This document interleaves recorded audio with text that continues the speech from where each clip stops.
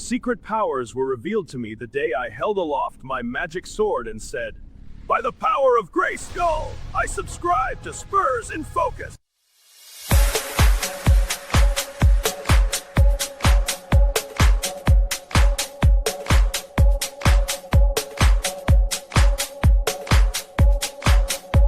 The San Antonio Spurs certainly had the power of Grayskull in Game 5, beating the Minnesota Timberwolves 126-97, lead the series 3-2. Welcome back to a brand new live episode of Spurs In Focus right here on YouTube, iTunes, Spotify, Pocket Cast, Amazon Podcast. I can go on and on. Yes, I am going to do it. YouTube Music, obviously YouTube. Go subscribe right now. Subscribe to Spurs In Focus on Substack, completely free. Google it, Spurs In Focus. Subscribe, be part of the crew. My name is Jeff Garcia, longtime Spurs writer in San Antonio. The guy next to me, you know him, you love him, Mr. Rudy Campos of the Sports Answer, who is jealous that he does not have the power of Grayskull. Don't be jealous, Rudy. Or are you the power of Grayskull? Maybe you are it. Jeff, I'm not going to say I have the power of Grayskull. I'm going to go ahead and let Prince Adam have that. I would rather be in Skeletor's shoes. I like Skeletor. And that whole Masters of the Universe world, I like Skeletor. I'm a Skeletor. Absolutely. All right. We're not going to nerd out. We're going to get into the heart of the matter, and that is your San Antonio Spurs are now up 3-2 in the Western Conference semis. Once again, beating the Minnesota Timberwolves 126-97. Yes, it is going to be some good time. By the way, everybody, if you're out partying in the streets right now, San Antonio, don't be a knucklehead. Have fun. Celebrate. Don't do anything stupid, all right? There's your little PSA. Yeah, we're going to get into it all right now. We're going to give our general takeaways, our overall thoughts. I'll show you my takeaways in a few minutes. Then we're going to get into the turning point of the game. Standout stats, standout players. And we're not going to forget about you guys. Spurs In Focus fans, leave a comment. Rudy's going to be reading to them and just reacting to them later on in the show before we put a bow on this episode. But yeah, Spurs took a belt and they gave it to the Wolves. Pretty much for the entire game. It was a little bit of a scare coming out of halftime, but other than that, no. The Spurs just wrapped up that fist and just punched the Wolves in the nose, and it was a win. Rudy, kudos to you. You called a kind of a rather large, wide margin of victory for the Spurs. I thought it was going to be like game one, just the Spurs winning. But no, you saw this coming. Why did you see this kind of a Spurs lopsided win coming to San Antonio? Well, one thing I mentioned when we did the show last and I said we were going to have a lopsided win was because of the officiating. It was going to be officiated differently. You saw a lot of fouls called on both teams. Both teams were getting a lot of fouls called, but the physicality was still there, and they were going to watch Wemby a little bit closer. As you could see, he was getting a lot of fouls called, not on him, but against him, basically. And they kind of, they were able just to play a little bit through, and the Spurs were the more physical team.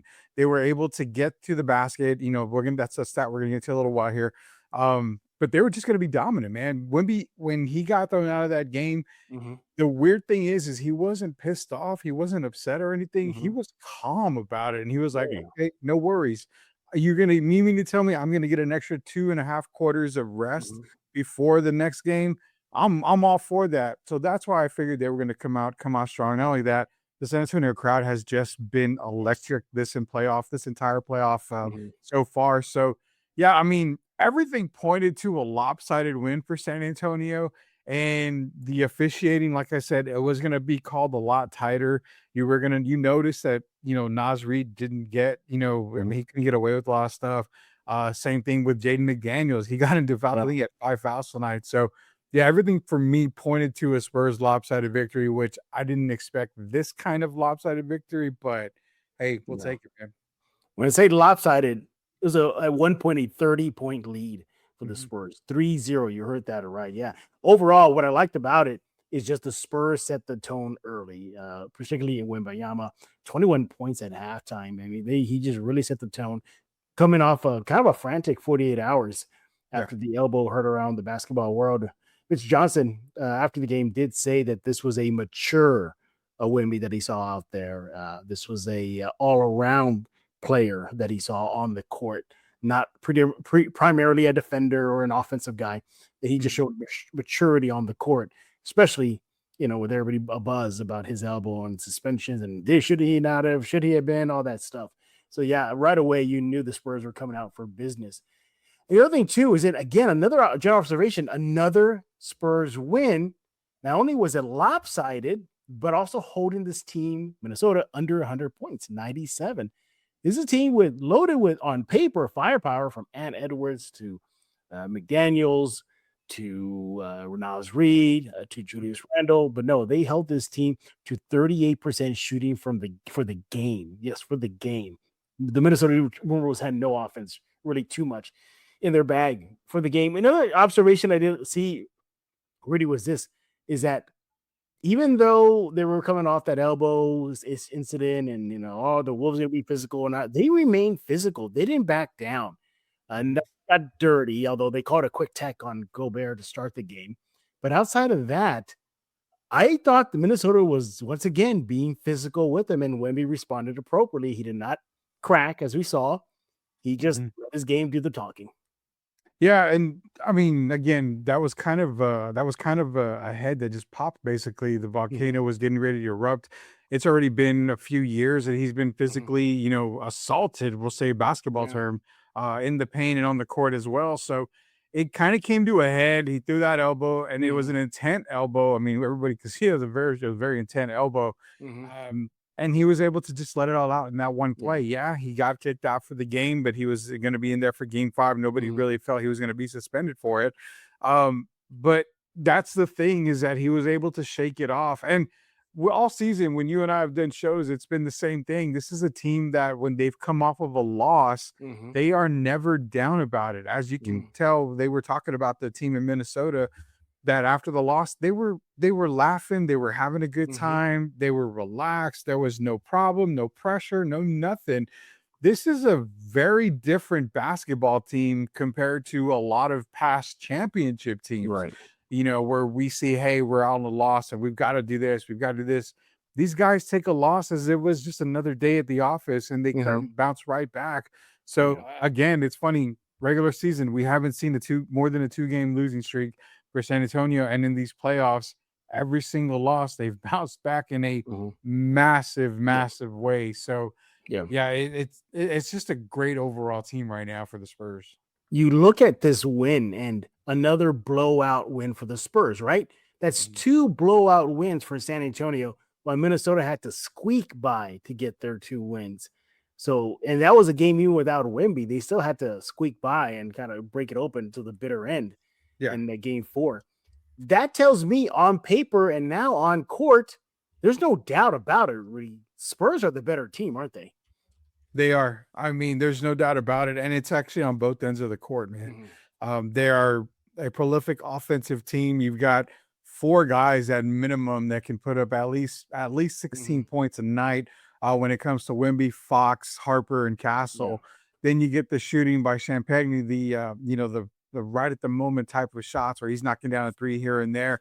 Then you've got Keldon Johnson, who again, everybody was worried in that Portland series, and I said it was a matchup problem. Now he's playing against Minnesota, and you see the old Keldon Johnson, 6th man of the year, come into play. So this team would, we say earlier, we thought, well, is this the best Spurs team we've seen? I mean, we said it possibly could be because they play both sides of the ball. You saw them clamp down on Minnesota. And when Minnesota was making a comeback, Jeff, Spurs fans thought, oh, crap, here we go again, especially in the 3rd quarter. Here we go. We're going to blow another lead. No, that's the difference between this Spurs team and past Spurs teams, is that they concentrate just as much on the defensive side of the ball as they do on the offensive side of the ball. This is probably one of the most, I would say, from top to bottom, very few weaknesses Spurs team that we've seen in a while. Yeah, there's very few weaknesses on this team. You think you have them down for the count, handing them a loss, as Rudy, you pointed out. No, they bounce back pretty fast. Remember, in the postseason, they have not lost back-to-back games. They have not. They lost 1 to Portland, they came back and win. They lost 1 to Minnesota to start the series, and they came back to win. And we saw it again. They lost game 4, and they came back to win. So they don't take losing too well, and they really want to get back on the winning track. Here's the other thing, too. When I look at this Spurs team, once again, I'm reminding just how well balanced they are. Just well balanced. Victor's going to Victor. We know that, right? But Yeah. you saw in tonight's win, you got contributions from Keldon, contributions from Castle, from Harper, to Vassell, to Champagny. The list goes on and on, from Fox as well. And even when, the only, if you want to pick one bad thing that happened, there was one bad thing, was the start of the third quarter. The Wolves went on a plus 12 run. The score was 59-47 Spurs with the lead to start the third. Mm-hmm. And the Wolves go on as mentioned, a 12 nothing run to close the gap to 61 all. Yeah. And you saw contributions from Ayo, DeSumo, Jaden McDaniels. They scored 5 apiece. The Spurs went cold. But look how they responded. So the Wolves go on a plus 12 run, right? Yeah. So after they were done with that run, you would think that this young team would get rattled, right? They get shaken up. They did not. This is how they answered. This is what I loved about it too. They responded with their own 18-0 run, a plus 18 run.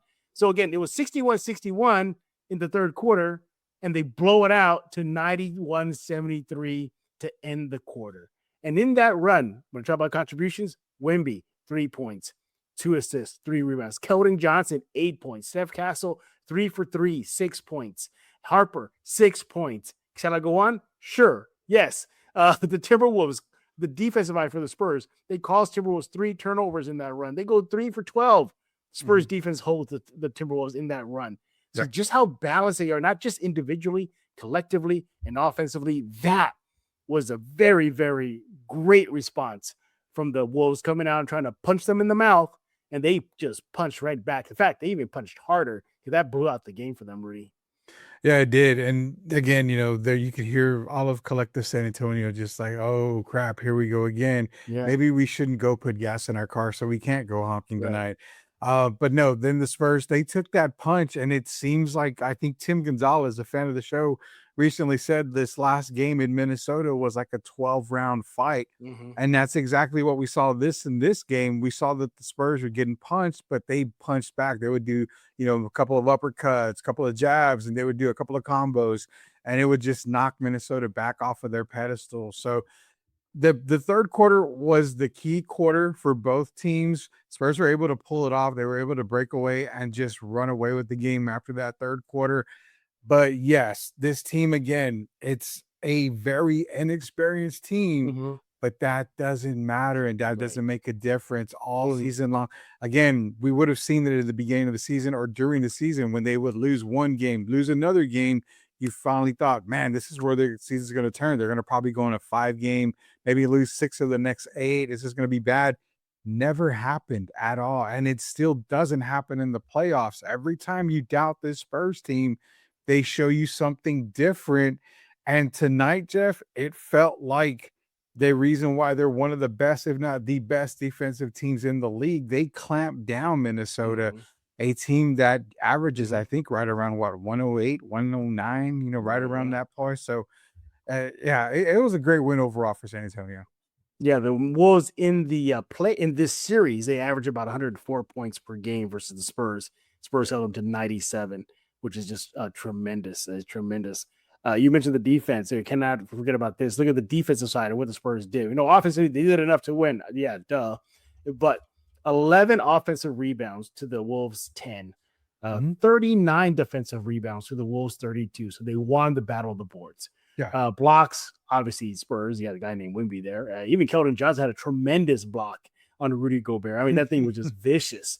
8-4 Spurs advantage. How about steals? The Spurs had 2 more steals than the Wolves, 9-7, and fewer turnovers, which was good, 15-16. I'll take it. But a big key for me, second chance points.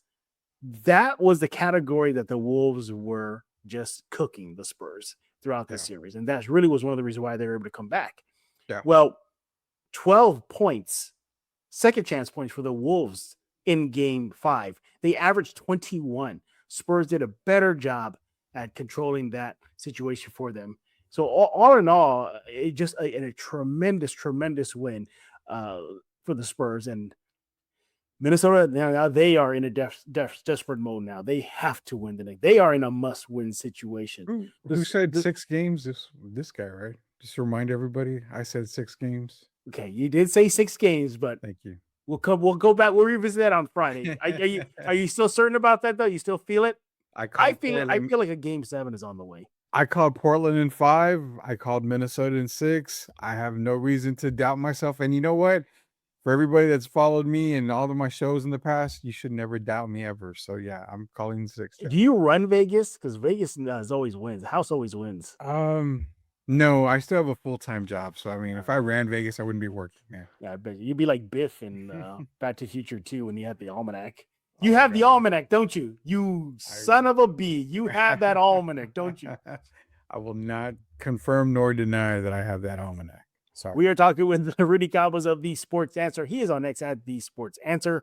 I'm on X at Jeff G Spurs Zone. Leave us your comments. We'll love to read them. But if you're in the chat right now, leave a comment. Rudy's monitoring it. He's the guy in charge. And later on this show will be your time to react to the Spurs win. Yes, Spurs win 126-97, 3-2 lead heading to Minnesota Friday night, where maybe, just maybe, Rudy may be right once again. All right, Rudy, let me give you my big takeaways from the game. I'll cue them up right here. That's good. And where did I put them, everybody? Oh, there they are. All right, these are my 3 keys, or takeaways, I should say, from Game 5. Number 1, I kind of said it already. Wemby set the tone in the first. Just a dominant performance coming off the ejection. Didn't look worse for wear. Didn't look nervous. He was dealing with the physicality, and he was dishing the physicality as well. So kudos to Wemby. KJ finally comes alive. That was a big, big takeaway for me. You needed some production off the bench, and you got it from the 6th man of the year from San Antonio. He poured in 21 points, 2 rebounds in 22 minutes. He shot 50% from the field. And he shot 72% from the field. Way to go there, Keldon.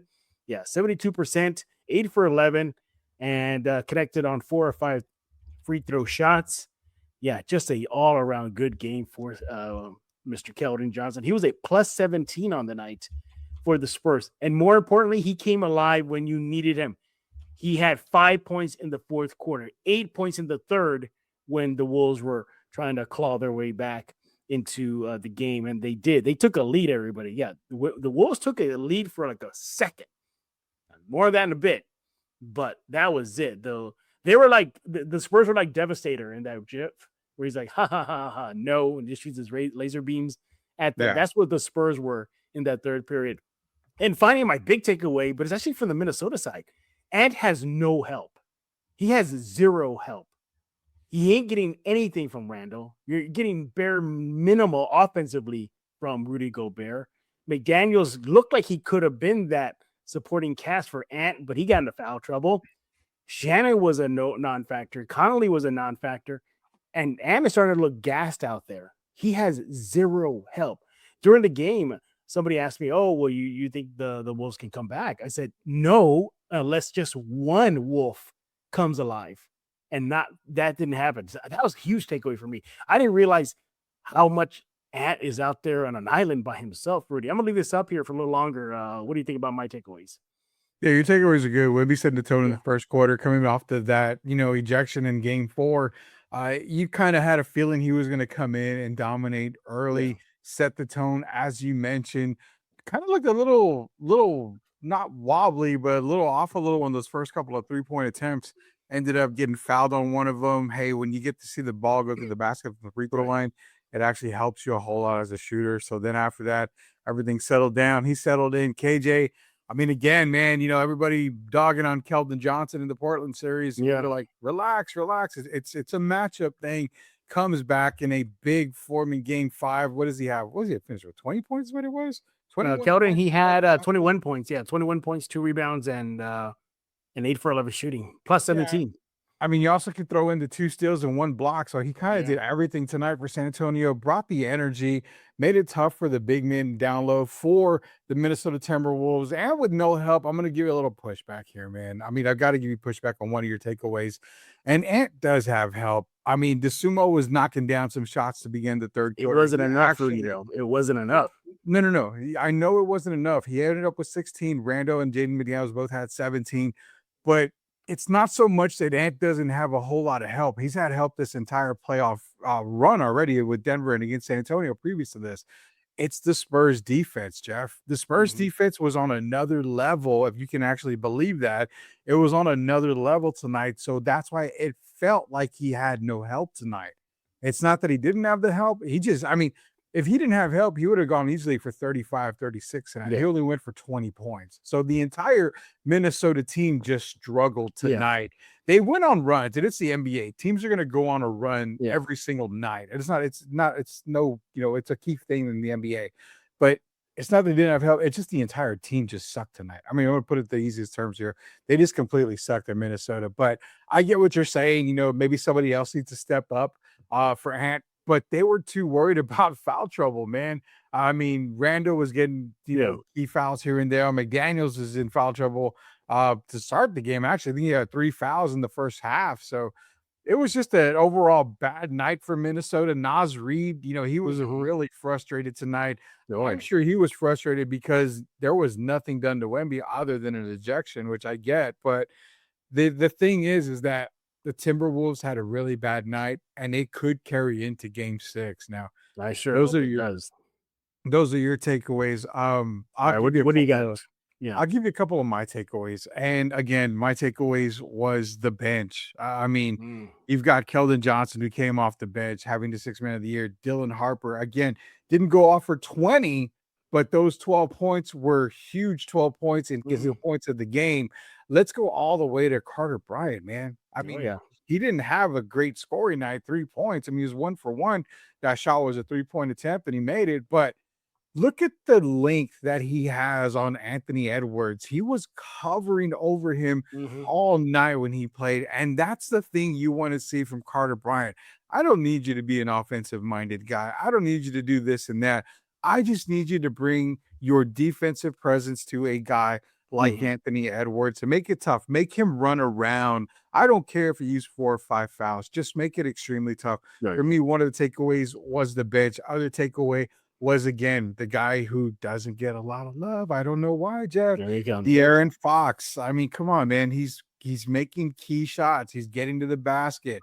He's making, he's making tough layups. He's making it easy for the Spurs to win basketball games. And that's what people need to understand. I get it. Harper's the future. And I Mhm. had I had a fan of ours actually message me and DM me on X and said, "Hey, Harper's making Fox expendable." I said, "Hold off there. Hold off. No, no, no, no, no. You don't want to get rid of a De'Aaron Fox just because you have a Dylan Harper Right. who's going to be rising up the ranks. You've got Stephon Castle still. You have something that no other team, and actually, I think maybe OKC does, but you have something that hardly every other team has, and that's 3 guards that can take over a game at any time. This is a guard-driven NBA now. You have 3 of the best in the game right now. You've got to keep them all together. So, Mark, kudos to De'Aaron Fox. He did it again tonight. Devin Vassell, my takeaway was that he was really, really making me upset tonight. Really Um, interesting. and I mean, he it just seemed like there was a couple of fouls where he didn't have to foul. He had a couple of opportunities to knock down a bucket and he didn't. He finished the game with 12 points, but it just felt like Devin was a little bit of a loose cannon tonight and he didn't play under control like he normally does.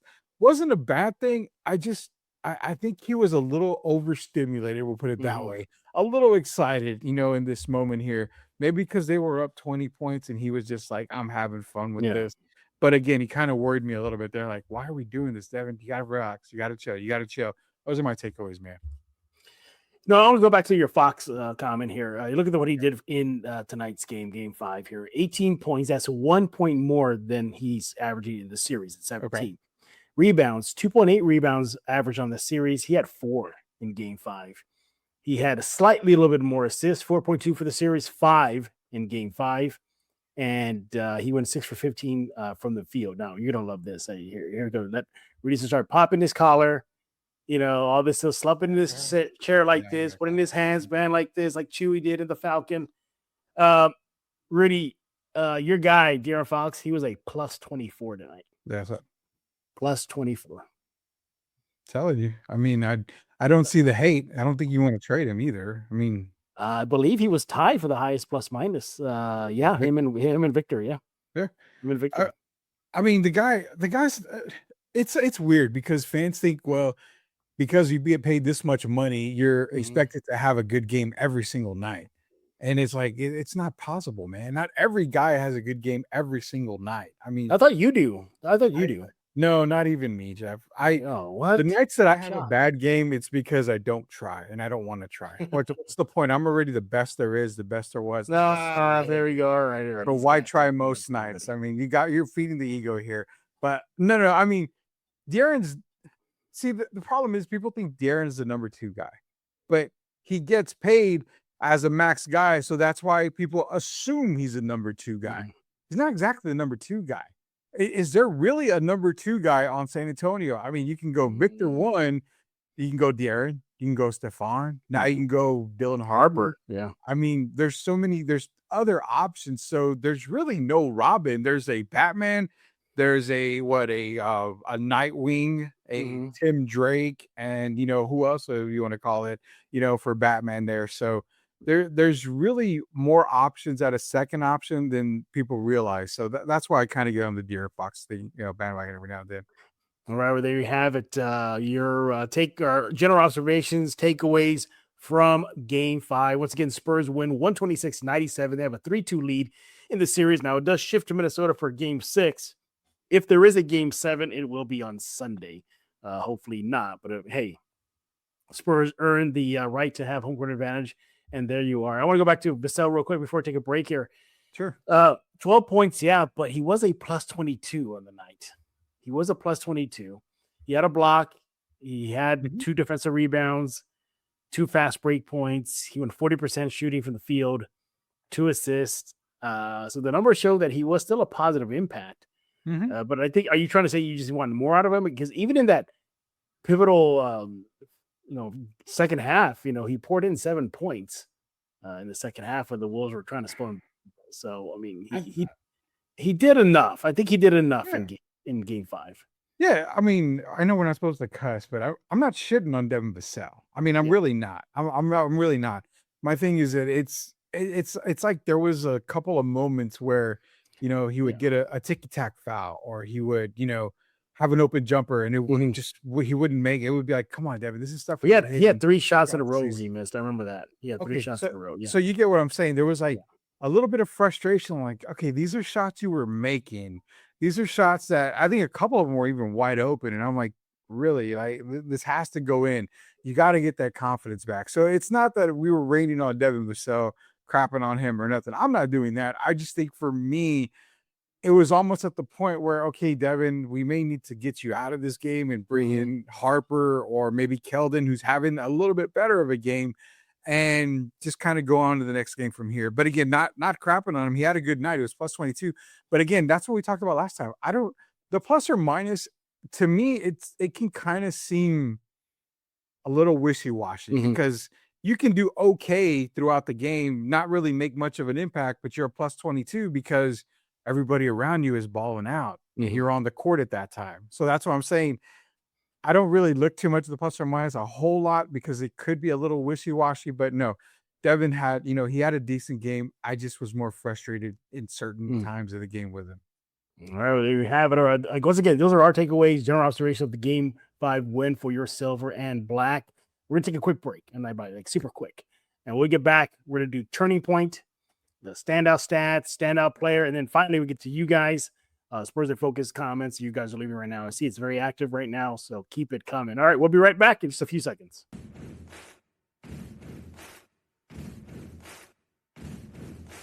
So that was for you, Rudy, because he did say you're a Skeletor guy.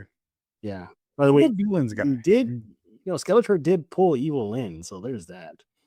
And if you know, I'm a very villainous type guy. Skeletor, Evil in. I gotta go with Destro because he pulled the Baroness. I mean, God, come on. There's a reason why you're supposed to be the bad guy in cartoons and stuff. Yeah, because it's had to pull the good ones. Exactly. We are here with a live episode of Spurs in Focus, talking about the Spurs Game 5 win over the Minnesota Timberwolves. Yeah, beating them soundly, 126-97 in Game 5, 3-2 lead heading into Game 6 in Minnesota. Now, we'll definitely preview Game 6 later on this week here at Spurs in Focus, but right now we're just reacting to the win for your San Antonio Spurs. All right, as always, Rudy does not know what button I'm going to press, so we're going to find out. He's going to be asked the turning point. Standout stats, standout player. Let's find out.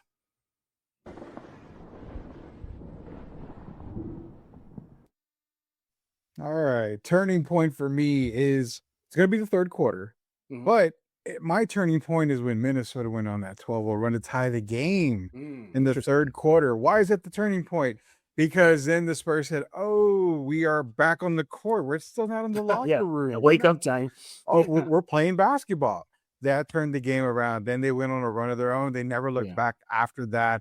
Minnesota had, again, false hope. They were like, "Oh, that's cute." Spurs like, "That's cute. We're back now." They took away everything from Minnesota. The defense clamped down on Minnesota after that 12-0 run, made it tough for Anthony Edwards. The sumo got started early in that third quarter. Spurs shut them down. Kudos to Mitch Johnson and the coaching staff again. They made the adjustment after that 12-0 run, call timeout, made the huge adjustments. And after that, it was just game over, lights out. Turning point for me was thank you, Minnesota, for the 12-0 run because it woke up the San Antonio Spurs. They went on a run of their own. Game over. Good night.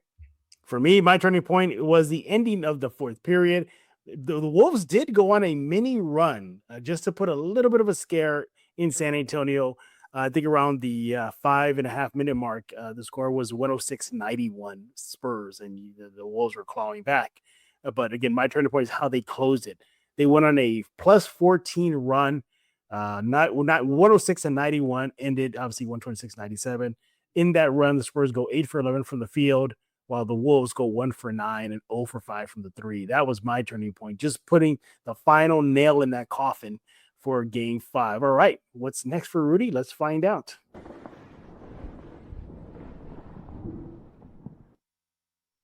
Standout stats, man. For me, the standout stat is going to be a couple of them that I've always got for you guys. One of them is the assist ratio. 17 assists to 25. Spurs had 25 assists.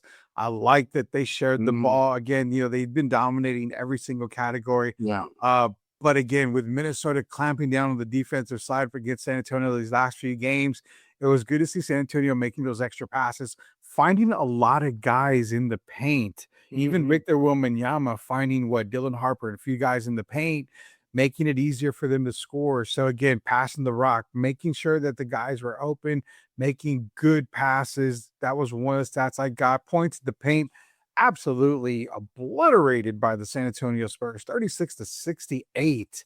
I mean, they had 32 more points in the paint than the Minnesota Timberwolves. That's a massive stat. That shows that they controlled the paint and that Minnesota couldn't get anything down below, not only when Victor was not in the game, but even when Cornette was in the game. Everybody clamped down on the paint, made it tough for guys like Julius Randle. Rudy Gobert just had a disastrous of a night because the Spurs did control the paint. One thing that I will say, Jeff, that I'm kind of upset on the negative stat that I've got here. We were talking massively great about the Spurs, how they were able to keep Minnesota off the fast break. Well, they got it to 15 points on fast break points tonight.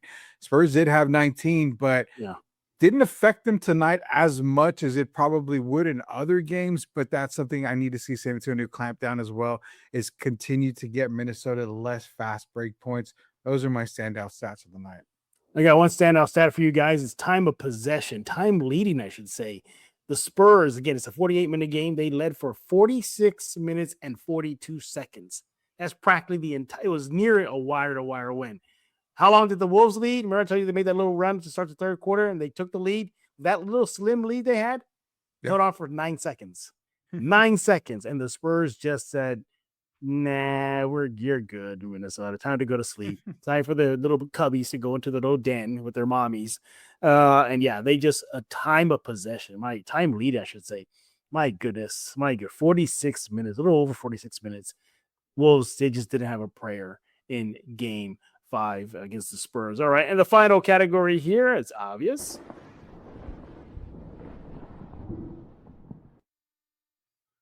Well, I would say De'Aaron Fox, but people are tired of me talking about De'Aaron Fox and You have a fine De'Aaron Fox cast. jersey underneath that shirt. I know you I don't even own a De'Aaron Fox jersey, man. No, my standout player is a guy that's already collected an award for San Antonio this year. That is Keldon Johnson, your sixth man of the year.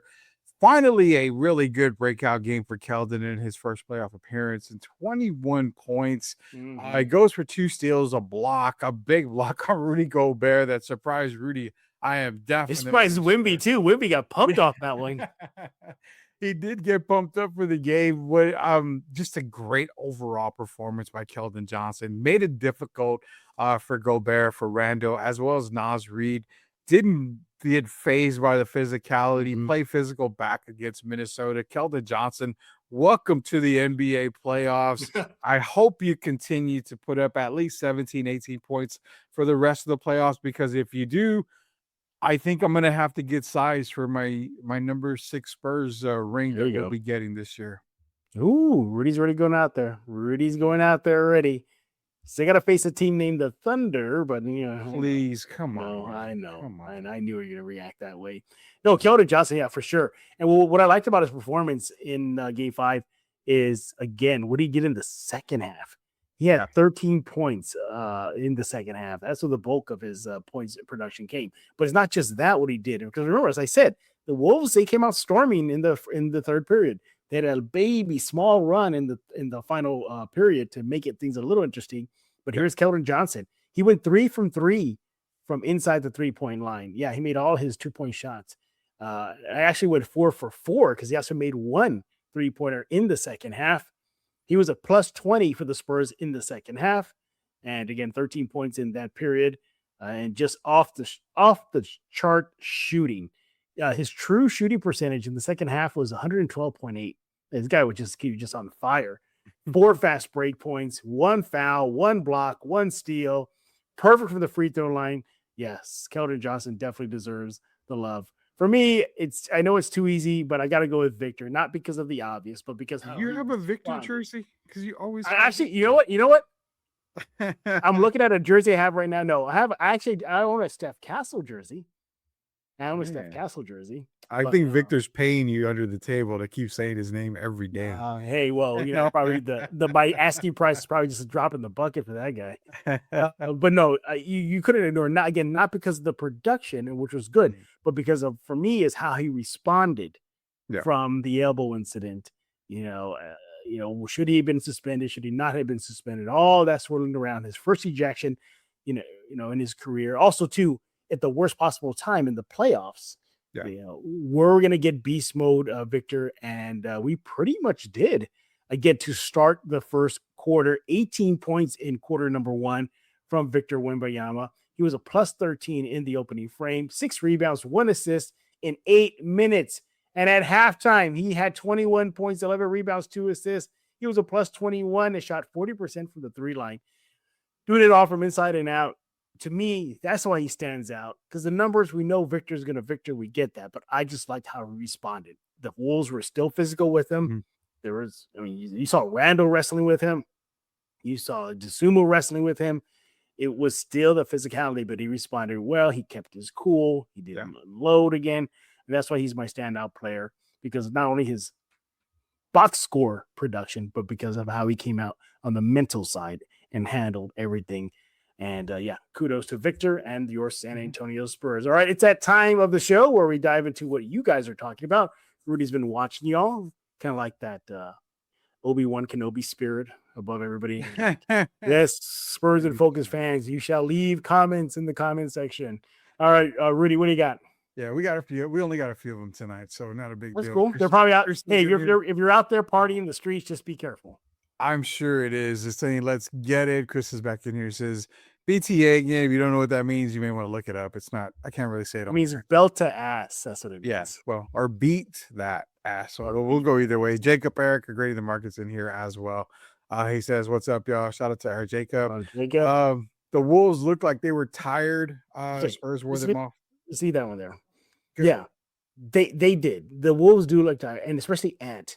I don't know how much those knee issues are bothering him, because there was a couple of plays where he kind of stopped and didn't get more involved in the Wolves offensive side of things. I wonder that has to do that the Spurs are doubling team him. They're double teaming him. They're making him work. So, and as of now, I know Rudy differs from what I said. I still don't think and has the consistent help he needs. And I think that's wearing on him. And just collectively, the Wolves look like reality could be settling in. Like, oh my God, this team is just better than us. That's the vibe that I got after Game 5. All right, what else is everybody saying? Okay, so let me ask you that. Do you think that actually is a thing that he thinks that the Spurs are better, the I better don't think team he right now? just you could just see it in their faces. Like, we got no answer for Wemby. Then again, who does? But Gobert theoretically should, and he's not really doing much. But By the way, Gobert's is it gonna just be me or everywhere. Gobert's just like clumsy as you know what? Like, he's just Mm, clumsy. He Like, you okay, pass him he's the not. ball, he like doesn't know what to do with it.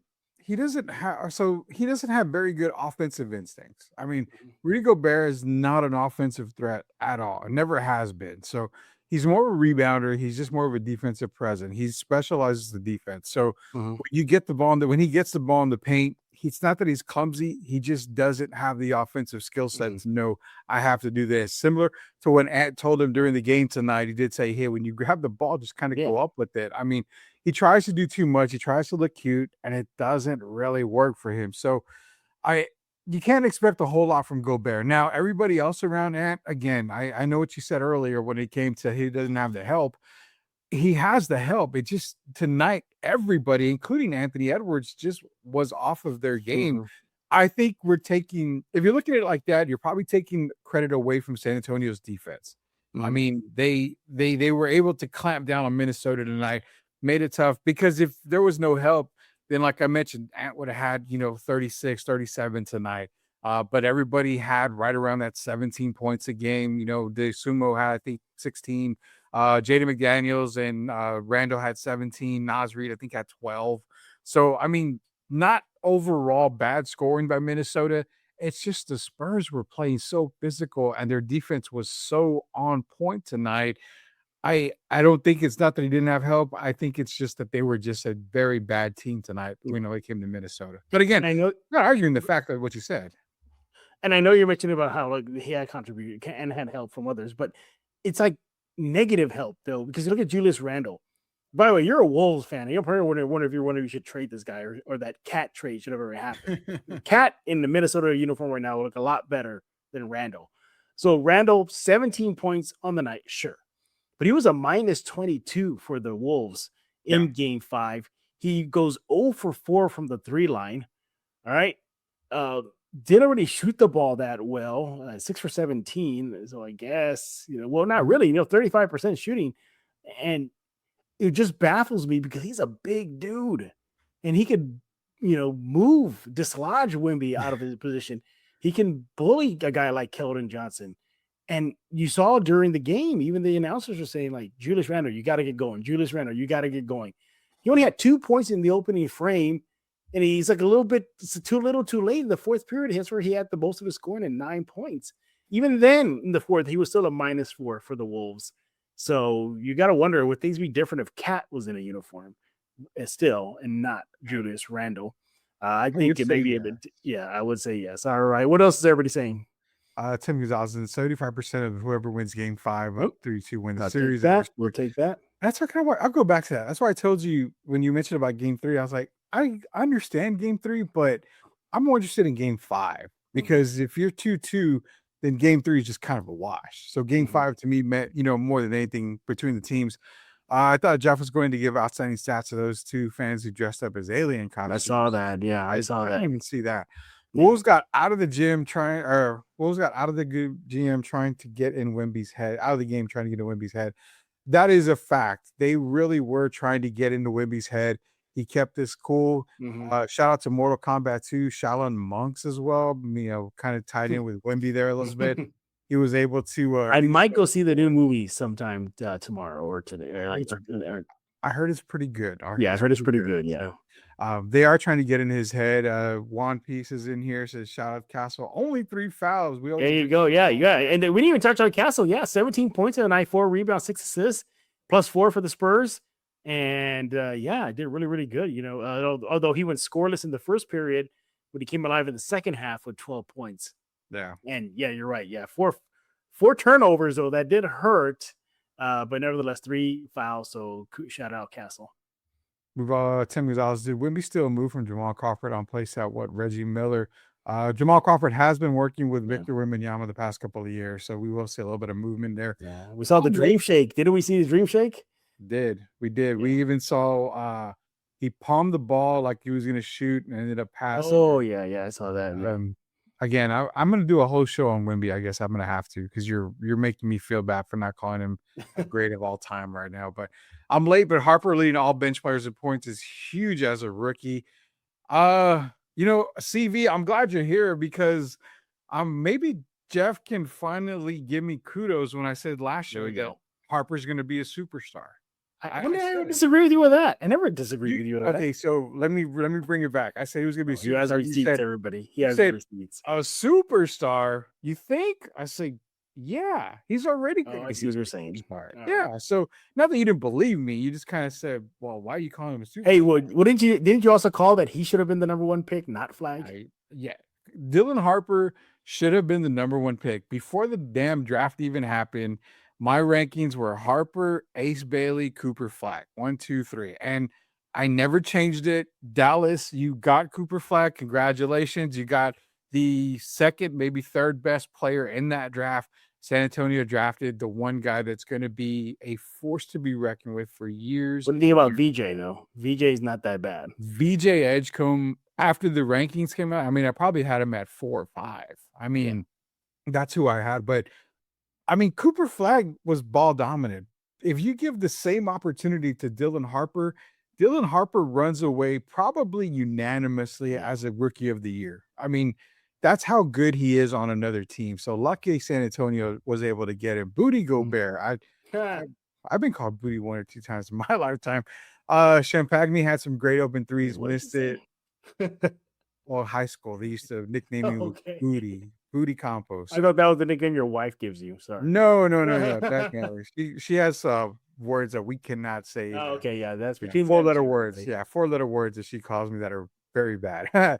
Champagne had some great open threes missed. It's 2 games now. If he ain't gonna make them, let Carter get some minutes. What do you think on that? Because Carter's been getting some good run, but I don't think you take out Champagne over missed threes. No. I know Champagne has been a little iffy in the 3-shot of late. You know, he started off pretty well in Game 5. Yeah, he finished with 8 points on the night. He had, I think he had 3 points. Yeah, we had the 3-shot in the opening period.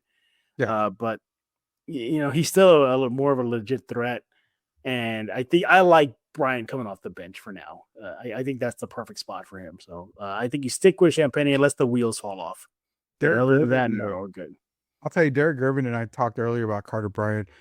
He's going to be fighting for some starter minutes probably in the next couple of years. Oh, yeah. Good that we think he's going to be.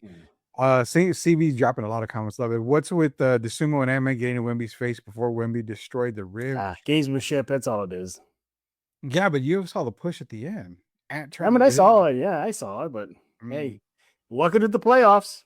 Well, I'm glad Victor didn't respond. Exactly. I think they're trying to get under his skin to see if he retaliate. We got Silver Wolf Ventures again. Appreciate you joining us here because he always joins the show. Good evening, ladies and gentlemen. First, what a game from our Spurs. Second, go Spurs go. Third, what about our rookie Harper? And fourth, this game was the final uppercut that's going to lead to knockout in Game 6. Even he calls Game 6. Yeah, there it is. Yep. Yeah, we did talk about Harper a little while ago, so just rewind it a little bit. You'll hear what we had to say about Dylan. If you saw McDaniels, he was frustrated. I was picking up that 5th foul. Yeah, he looked like he was in a bad mood. Well, I mean, I guess now he can't come out and say that this team doesn't play defense like Denver did. So he has no motivation. Correcting his up. Dylan Harper continues to leave speechless. Good. Yeah, I mean, agreed. Love it. Love the Harper love. He has Cade-like potential and more. That is Dylan Harper. We're good with Harp. And then last comment, at times Harper looks like a vet and Fox looks like a rookie. That's how good the kid is. I will say, if you want to look at it like that, Harper looks better than Fox in a lot of situations. Now, not downplaying Fox, but Harper does look good. I don't know, Jeff. I need you to look at this in the next game because I kind of noticed this too. And for the fans that always talk to us, does the team look better with Fox and Harper? in the backcourt than they do with Fox, Castle, Harper, Castle. I've been toying with that topic for a future episode of Spurs in Focus, but I don't know. I think Fox is hearing footsteps, but I'll still give a slight edge to Fox as of now over Harper. But I think next year, I think Mitch and the coaching staff have a problem because Harper is starter worthy. And so is Castle, and so is Fox. So there's got to give now, unless he's cool with being part of that the best reserve.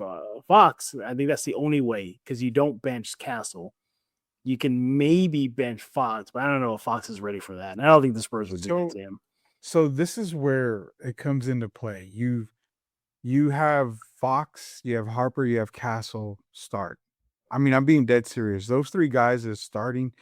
I did say a long time ago when they drafted him, we're going to see that lineup. The reason why is because those three guys are going to get the Spurs off to a very fast start. I mean, extremely fast start. You wouldn't have to rely so much on Victor to kind of kick the tires and all that stuff to get the game going. Those three guys can get the Spurs off to a tremendous start to start every single game. But again, for Spurs in Focus, take a look at this, because look at the next game. If you have, when Fox and Harper play together, to me, it seems like the passing is crisper. It seems like you're able to get to the basket. It seems like you're able to see a lot more pick and roll. It just seems a lot more fluid than when you see Fox Castle or Harper Castle. I think those two guys in the backcourt actually make the team a little bit better in sense, but it's something for you to kind of look at too. I've looked at it. I've toyed with it. I'm going to talk to Derek about it. We may talk about it on Friday for the drive. So some other stuff. Real quick, just to add to this. So according to Data Baller, Fox and Castle on the court together, they're a +8. All right. And then who's the other combo you want here? Fox and Harper or Castle and Harper? So do we Castle and Harper now? Okay, so Castle and Harper, let's just see what that gives us. So remember, Fox and Castle, a +8. Yeah. Castle and Harper, +11.5. Now do Fox and Harper. Okay, let's do Fox and Harper now. So we had a +8, +11, +7. Okay. So the Castle Harper combo works slightly better. Slightly better. And then you've got Fox and Harper right after that. Yeah.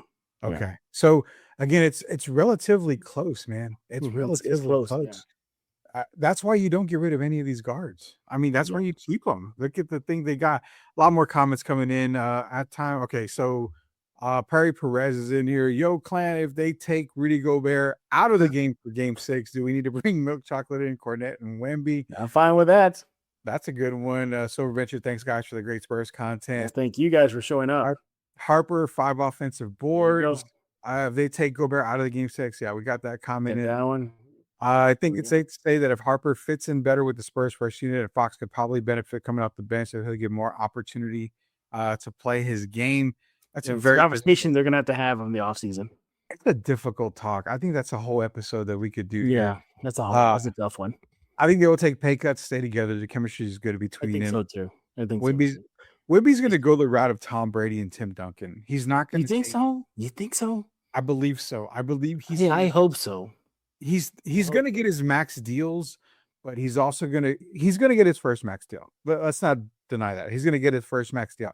It's those deals later on that he's going to want to have to continue to have the Spurs to be successful. Did he qualify for the Supermax or no? He still has to win like an MVP or something like that. I think he's good now because Defensive Player of the Year. He should have an All NBA, so I think he's good for the Super Base now. Okay. Minnesota go with small game in 6 and Rudy off the bench could be, but I don't think so, man. There's nobody to guard Wemby. Gobert's the only guy that really could guard him. That's all they got, yeah. Fox is not scoring easy on J-Mac, but he's getting him in foul trouble, which, again, that's a thing. Fox can draw a lot of fouls, and that's what you saw tonight. Last comment, however, for this season, you don't fix what's not broken. They're winning. Harper is coming off the bench and becoming a huge asset. Either way, the Spurs have 3 very talented guards. Yeah, they can. Yeah, it's a good problem to have for the San Antonio Spurs, for sure. And Big Body Johnson has a 6th man of the year. He did. Yeah, we talked about that. Really jumped on that right away. right away. Player Hey, of the thanks to you game. guys. Yeah, thanks guys for leaving your comments. We appreciate it. You're keeping us going here at Spurs in Focus. We definitely appreciate it. Rudy, before I let you go, you put a bow on the show. Final thoughts again, because they probably won't. Hopefully, get to talk to you. We do a show together. Mhm. But if we don't, your thoughts on Game 6? So thoughts on game 6 is I've got it as a closeout game. I do have the Spurs winning and closing it out in Minnesota. This was that game where Minnesota had to really, really come in and just put their foot on the Spurs' neck. Did not happen. Spurs came through, gave them all the confidence in the world, kind of deflated at Minnesota. I don't see them going to another Western Conference final, not their third in a row. My thoughts are going to be that I think the Spurs come out, clamp down on defense. Do not be surprised if Minnesota gets off to a very fast start. Maybe gets out to an 8-9 point lead. Spurs will stay calm. Mitch will call timeout. Sean Sweeney will get the defense loaded up again. Spurs, I believe they actually go on to win. And I'm going to say it's probably going to be around, I called 117, 110 last game. It was 115, 108. I'm actually going to go with 115, 107. Spurs with the win. Hopefully you're right again. You'll get my thoughts on Game 6 and more in a later episode of Spurs in Focus this week. By the way, we will have a new episode of Spurs in Focus tomorrow. James Espinosa with the Sunday Rush out in Corpus. He's going to be joining us, so we'll definitely be talking more Spurs, playoffs, Wolves series, so much more. So look forward to that. Hey, guys, again, we thank y'all for tuning in on this episode of Spurs in Focus Live Edition, and we definitely appreciate it. That guy you see on your screen, he is Mr. Rudy Campos with The Sports Answer. The answer keeps on going, doesn't it? Yeah, man, we got another good show. The Friday drive is on Fridays. Actually, we start about 5:30. Jeff was actually there with me this past Friday, but it's myself and Derek Irvin. You'll catch Jeff on there from time to time. New feature we've got a phone line, so you can actually call if you want to participate in the phone on the show. You can ask Derek questions, myself questions. Yeah, it's a great thing. We've also are starting to relaunch another show for the Sports Answer. It's going to kind of be a 10-minute type of show. But that'll be coming out very, very soon. And also you can catch Spurs in Focus on Answer Now TV on YouTube. So tons of stuff going on, man. We're just super, super busy over here.